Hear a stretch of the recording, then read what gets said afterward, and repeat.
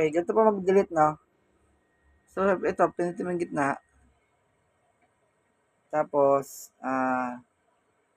dito, punta ka ng family. Okay. Yan. So, lalabas ka dyan. Nasa urig menu ka ngayon. Yan, urig menu yan. So, pupunta ka ng settings.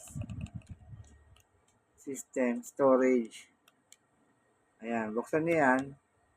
Profiles.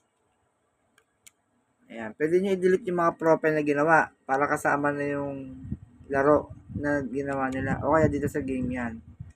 Yan, yun po yung game. Yan, delete nyo yung iba. Mga save lang naman o yan. Wag lang tong mga malalaki. Tulad yan, yung GTA, hindi pwede yan. Kasi hindi nyo na malalaro. Delete nyo yan, yung iba yan. Yung mga ibang ano. Yan, mga 257 MB yan. Ganun lang po. Pag delete, game option.